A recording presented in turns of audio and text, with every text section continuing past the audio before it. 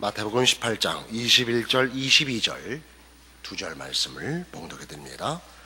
마태복음 18장 21절과 22절입니다.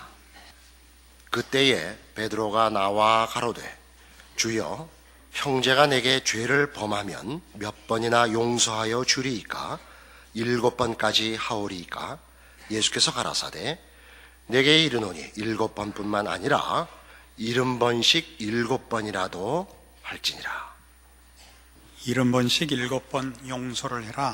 하나님 말씀은 용서라는 것이 용서를 하는 자의 권리가 아니고 받는 자의 권리라는 이런 말씀이 됩니다.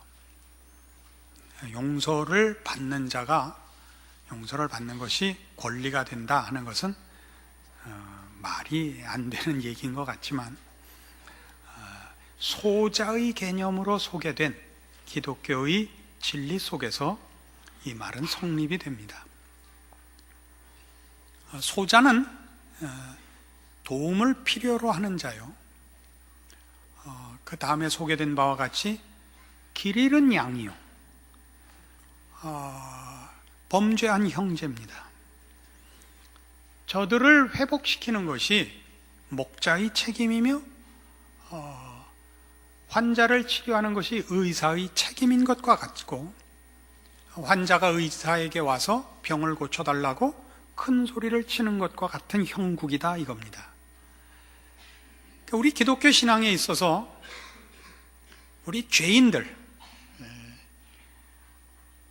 죄와 사망의 그 노예가 된 우리의 처참함을 제대로 인식한다면 그것을 회복시키며 그것을 고치며 도움을 주는 일들은 그걸 베푸는 자들이 그걸 무슨 큰 우월감으로나 자신의 남다름 차별화된 자랑으로 가지는 것은 말이 되지 않는다 이런 뜻입니다. 기독교를 대표하는 개념들을 보십시오. 진리라든가 생명이라 하는 단어들이 다 그렇습니다. 진리라는 것은 물론 그 진리를 아는 자와 모르는 자 사이에 커다란 차이를 만듭니다. 진리를 아는 자가 그래서 진리를 모르는 자를 경멸하고 무시하는 것이 우리 세상에서의 풍조입니다마는 기독교 신앙에 있어서는 진리라는 것이 정죄하라고 허락되거나 생명이라는 것이 생명 없는 것들을 무시하라고 허락된 것이 아니라 진리로 빛을 밝히고 어둠을 물리치고 무지의 노예가 된 처참한 인생들을 구원하도록 허락된 그 자체로 은혜인 것입니다. 이 은혜를 베풀며 이 복들을 나누는 일에 그것을 자신의 치장으로 사용하는 것은 커다란 잘못이며 소자를 무시하는 것이요 소자를 실족해 하는 것이 될 것입니다. 그래서 우리 이런 생각을 한번 해보십시오. 예수를 믿은 최고의 보상이 뭐냐? 예수를 믿어서 아주 정말 몸서리 나게 환희에 젖어본 적이 있는가 하는 것입니다. 우리 가스펠송들, 대표적인 가스펠송들 중에 이런 것들을 예를 들면 나는 기뻐요, 정말 기뻐요, 주 예수 사랑 기쁨 내 맘에 이런 가스펠송도 있고 물론 곡절을 붙여야 실감이 나겠으나 굳이 약점을 밝힐 필요가 없으니까 가사만으로 합시다. 내게 강 같은 평화, 내게 바다 같은 은혜, 내게 폭포 같은 사랑 이런 가스펠송들이 있습니다. 여러분들이 구원을 얻고 하나님을 알고 예수를 믿고 하는 과정에서 물론 그 살떨리는 감격들이 있었으리라고 생각합니다. 그러나 그런 감격들은 그렇게 지속적이지 않습니다. 왜냐하면 그건 현관을 들어서는 것이고 현관을 들어선 다음 말하자면 응접실이든 안방이든 들어서서 이제 우리의 내용으로 가지는 신자된 현실의 감격이 있냐 이렇게 묻는 것입니다. 이게 무엇입니까? 한국교회는 이것을 일한 보람으로 찾고 있습니다. 한국교회는 유달리 많은 일들을 요구하고 있습니다. 봉사를 하고 전도를 하고 하는 일들로 다 주방에만 들어갔지 안방에도 거실에도 못 가본 형국입니다. 신자된 감격이 뭐냐? 예수를 믿어 하나님의 형상으로 회복된 인간의 존귀함을 누리는 것입니다. 인간이 다른 것입니다. 영원한 생명을 얻었다. 나는 지옥 가지 않는다. 이런 아주 원색적인 신앙의 몇 가지 점에서 다른 것이 아니고 인간이라는 존재의 참된 가치와 고급한 경지를 드디어 소유하고 누리게 되는 것으로 다른 것입니다. 우리는 예수를 믿고도 현실의 환경과 조건이 별로 개선되지 않는 것을 경험합니다. 영원한 소망을 갖고 있고 진리를 소유하고 있으나 산다는 것 자체가 고단한 그 현실을 다 같이 누리고 있습니다. 그럼에도 불구하고 우리는 다릅니다. 우리는 생각하는 것에 있어서나 목표하는 것에 있어서나 분별과 결정에서 우리는 보다 고급한 경지의 내용들과 성품들과 소원들로 우리는 다른 것입니다. 우리 종종 살다가 고달프면 차라리 정신병자가 더 행복하겠다라든가 어떤 분의 간증같이 이렇게 하루는 오늘 망하나 내일 망하나 그러고 이제 회사가 이제 넘어가게 돼서 이제 손 놓고 처분만 기다리고 있는데 겨울날에 이렇게 밖을 내다보니까 겨울답지 않게 따뜻한 날이 돼서 저쪽 축대 밑에 해가 따뜻하게 비치는 곳에 거지가 하나 앉아가지고 이를 잡고 있더래요. 근데 그렇게 평화스러워 보이고 속으로 이야 저 사람이 훨씬 행복해 보이는구나 이런 감상을 가졌었다고 누가 그래요. 거지의 평화는 그가 짐이 없는 것으로부터 나오는 평화죠. 그래서 햇살 따스하면 그게 전부인 인생을 사는 자의 행복이고 오늘 망하나 내일 망하나 은행의 결정을 처분만 기다리고 있는 이 사람의 고민은 그러나 보다 많은 책임과 경지에서 당하는 고통인 것입니다. 우리는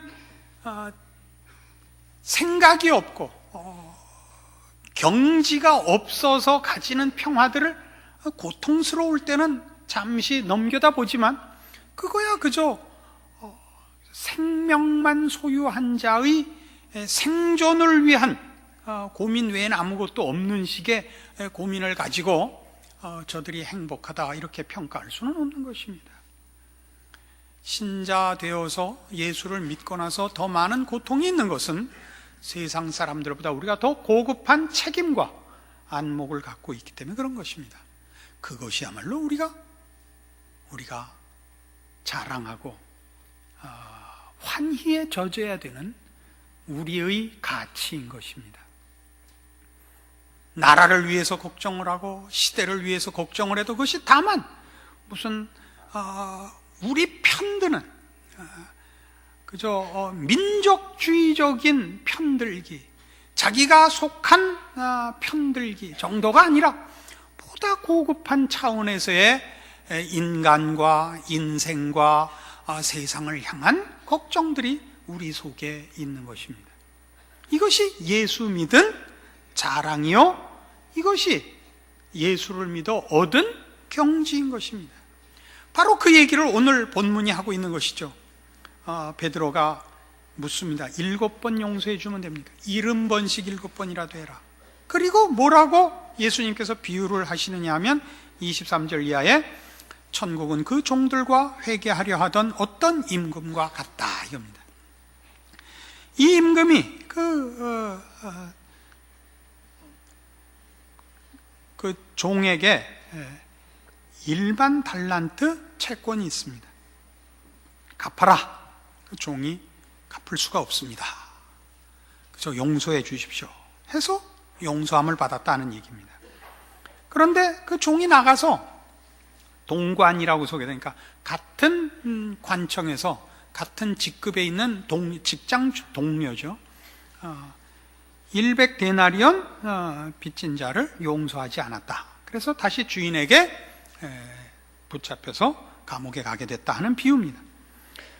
여기 달란트는 데나리온의 6,000배에 해당합니다. 한 데나리온은 당시 노동자들의 하루 품삯이었습니다. 그러니까 100데나리온과 1만 달란트는 대충 계산을 하면요, 1년에 300일쯤 일한다고 볼 때 1만 데나리온은 이 20만 년 동안의 임금입니다. 그러니까 도저히 갚을 수 없는 돈이죠. 그런데 그 1만 달란트의 빚을 진 것을 탕감받은 자가 가서 자기에게 100데나리온, 그러니까 한 4개월치 월급에 해당하는 빚을 진 자를 용서하지 않았는데, 그걸 듣고 임금이 다시 그를 잡아 가뒀다 이겁니다. 이게 무슨 뜻이냐 하는 것이죠. 진정한 용서는 용서를 낳는다, 이런 얘기입니다. 진정한 용서는 용서를 낳는다. 임금 앞에 받은 1만 달란트의 빚의 탕감을 받은 용서, 그건 마치 우리가 우리 하나님 앞에 범죄하여 영원한 형벌을 받을 수밖에 없는 자리에서 구원함을 얻은 것과 같습니다. 근데 그 구원함은 진 빚을 탕감받는, 이렇게 비유는 이렇게 표현할 수밖에 없습니다만, 그런 더러워진 옷을 그냥 없었던 걸로 하는 이런 작업이 아니고 그 옷을 깨끗하게 한 것입니다. 우리가 하나님 앞에 진 빚은 죄와 사망의 노예로부터 하나님의 자녀로 구원함을 얻은 것입니다. 죄를 안 짓는 자리, 지은 죄를 용서받는 자리가 아니라 하나님의 자녀가 되어 죄의 노예라는, 악을 행하고 죄를 지을 수밖에 없었던 그런 위치, 그런 성품, 그런 속성에서부터 하나님의 속성으로 돌아온 것입니다. 그 속성은 뭐냐? 용서하는 속성입니다. 자비를 베푸는 심성을 가지는, 우리 하나님의 성품을 부여받는 자리로 온 것입니다. 이게 이 비유의 핵심입니다. 네가 남을 용서하지 않는 것은 네가 용서함을 받지 못한 표다, 이런 뜻입니다. 아까도 얘기한 예수 믿은 가장 고급한 감격이 뭐냐? 인간이 달라지는 것입니다. 인간이 죄 짓는다 안 짓는다 이런 OX적 흑백 논리의 기준이 아니라, 인간이라는 것이 얼마나 고급하며 신의 성품으로 부름을 받은 하나님의 자녀된 인격의 경지가 무엇인가를 누리는 것이라 그랬습니다.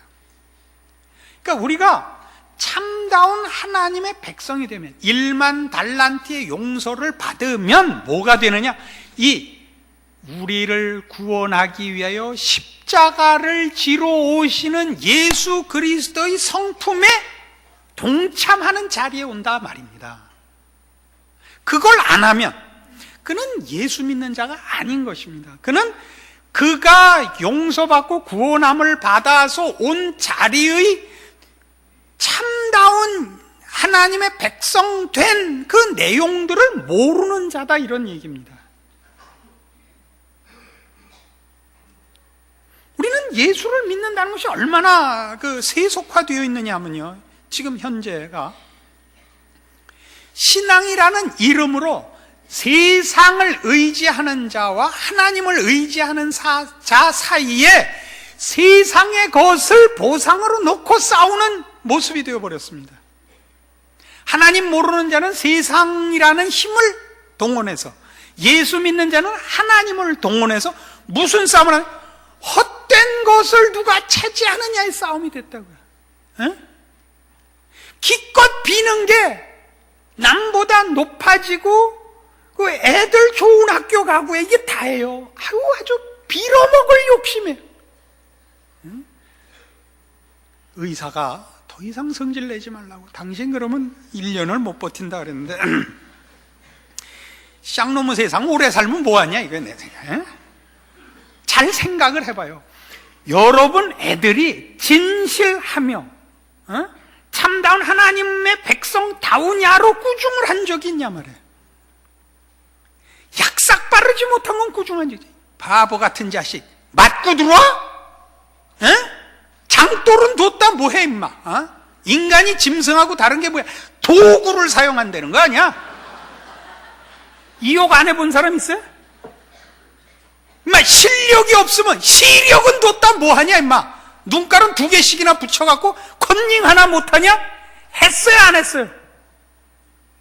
그러나 여러분 자녀가 성실하게 살아갖고 손해를 볼 때 성실한 걸 칭찬하고 정직한 걸 칭찬하고 네가 잘하는 거다, 그렇게 칭찬해 본 적은 없잖아요.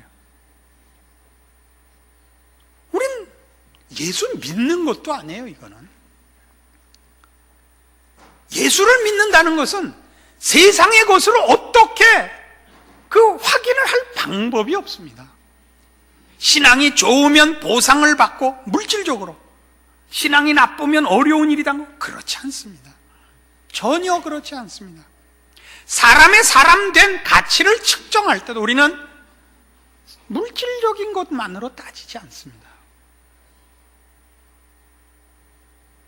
저희는 아직까지 옛날 동네 친구들이 모이는데요, 동네 친구들이 아직까지 그 모이기가 그렇게 만만치 않은 일입니다. 왜냐하면 같은 동네 사는 동안은 다 똑같은 조건을 가지고 있었으나 뭐 몇십 년, 50년 가까이 세월이 흐르다 보니까 그동안에 뭐 각각 사회적인 지위와 경제적인 형편이 달라져서 만나기가 껄끄러운 사이가 됐습니다, 사실은.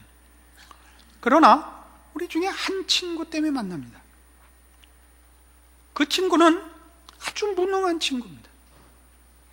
하는 일마다 손해를 봐서 결국 부인이 유능해지고 말았습니다.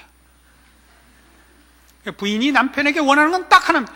시키지 않는 일 하지 마, 이겁니다. 당신은 움직이는 폭탄이야. 그래서 아무것도 안 해요. 그 친구가 아직까지도 세속에 물들지 않은 것 때문에 우리는 모입니다. 그 친구 보는 맛에, 그 친구 놀리는 맛에. 10여 년 전에 이제 뭐 해외여행도 자유화되고 그래서 야, 우리 이제 돈을 모아서 같이 해외여행을 가자. 그래서 돈을 모아서 한 6년쯤 됐는데 그동안 얼마나 모였어? 그 친구가 우물쭈물하는 거예요. 아니 어떻게 돼서? 이게 돈이 하나도 없는 거예요. 부인네들이 다 아니 6년 동안이나 매달 얼마씩 적립을 해서 지금 최소한 몇 천만 원이 있어야 되는데 어떻게 된 거예요? 여러 가정인데 남편들이 다 제지한 거예요. 조용해, 조용해, 조용해. 그 친구가 무슨 착복을 했겠어? 가다 흘렸겠지. 아무도 그 친구에게 불만이 없어요. 차라리 그 친구가 착복을 했다면 우리가 더 좋겠다. 그만한 실력도 없지 않냐. 그래서 해외여행은 단념을 하고 다시 그냥 그날 모은 돈은 그날 먹기로 하고 모임을 계속하고 있습니다. 모두가 잘난 척하며 모두가 남을 밟아서 확인하는 세상에 그런 친구가 하나 있다는 건 너무나 좋습니다. 지난번에 그 친구가 아프다는 소식을 듣고 모두가 달려왔어요. 야, 너 죽지 마라. 너 죽으면 우리는 살 맛이 없다. 그 가치를 아세요? 여러분 그런 친구 옆에 갖고 계세요? 없죠. 그게 우리의 비극입니다. 우리가 아는 그 수많은 예수 믿는 친구들 속에도 이만한 정직하고 순결한 친구가 없습니다. 다 약삭 빠르게 되어버렸죠. 왜 그렇게 됐다고요? 예수 믿는 진정한 보상이 무엇인지를 모르는 것입니다. 한 소자, 그의 그 후에 나오는 표현에 의하면 길 잃은 양이요 범죄한 형제 아닙니까? 길 잃은 양 보고 넌 마 왜 길을 잃었어? 그렇게 안 합니다. 그건 목자의 책임입니다. 주기도문에도 나오죠. 우리가 우리에게 죄 지은 자를 사하여 준 것 같이 우리를 사하여 주옵소서. 이게 왜 등장을 해요? 내가 용서한 것만큼 나를 용서해 주십시오. 내가 선을 쌓아놓은 것만큼 보상해 주십시오. 그런 개념이 아닙니다. 주기도문의 핵심은 이겁니다. 하나님은 높으시고 너희는 모든 필요를 은혜로 구해야 한다, 이겁니다. 일용할 양식을 주옵시고 우리가 우리에게 죄 지은 자를 용서하여 준 것 같이 우리를 사하여 주옵시고 우리를 시험에 들게 하지 마옵시며 다만 악에 속아옵소서. 우리는 모든 것에 도움이 필요합니다. 우리는 장님이요, 우리는 귀머거리요, 우리는 손발이 없으며 우리는 생각이 삐뚤어진 사람입니다. 그러니까 우리가 우리에게 죄 지은 자를 사한다는 건 무슨 뜻이냐? 우리가 봐도 인간은 완벽하지 않다는 걸 압니다. 하나님 앞에서야 오죽하겠습니까? 그것이 기도하는 자세다, 이겁니다. 그게 기도하는 자세다. 한 걸음 더 나가서 오늘 우리가 보는 본문이 가르치는 건 뭡니까? 우리는 소자였고 길 잃은 양이었고 하나님 앞에 범죄한 영벌을 받아 마땅한 자였습니다. 하나님이 우리를 찾아오셨습니다. 왜 그렇죠? 하나님의 높으심 때문입니다. 하나님은 우리같이 편협하지 않으시며 혼자 옳지 아니하시며 우리를 심판하여 자랑하지 않으십니다. 그의 높으심은 은혜와 자비와 긍휼에 있습니다. 그래서 그 앞에 범죄한 우리를 구원하기 위해 그 아들을 십자가에 못 박으십니다. 소자를 구원하러 소자로 오시는 예수님. 우리도 당연히 우리가 받은 구원이 우리로 하여금 기꺼이 소자가 되게 하며 이 소자로 소자를 만나러 가는 일을 우리에게 감사와 감격으로 만들어 놔야 되는 것입니다. 세상 앞에 우리가 얼마나 하찮은 존재인가, 하나님이 나에게 어떻게 세상적인 무기를 주지 않았는가 따질 필요가 없습니다. 왜요? 십자가를 지는 일에 세상은 우리에게 아무런 관계가 없기 때문입니다. 그리고 우리의 이 소자된 이 조건을 가지고 하나님은 기적을 이루실 것입니다. 십자가를 지신 예수님으로 인하여 온 세상이 구원을 얻은 것과 같이 말입니다. 그래서 여러분의 신앙을 이 말씀들을 통하여 확인해 보셔야 됩니다.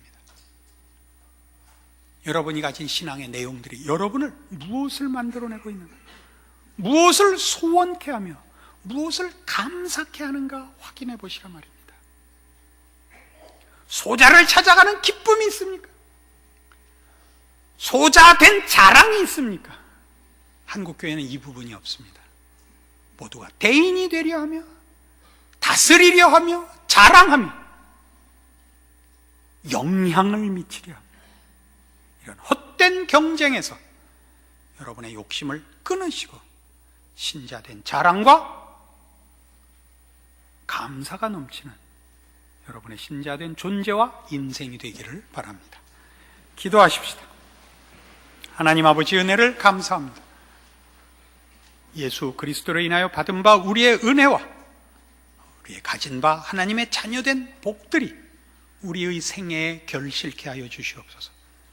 그것만이 우리의 자랑이며 그것만이 우리의 행복인 신자된 모든 특권들이 예수를 믿는다는 고백과 자랑 속에 실천되는 우리의 인생들이 되게 하여 주시옵소서.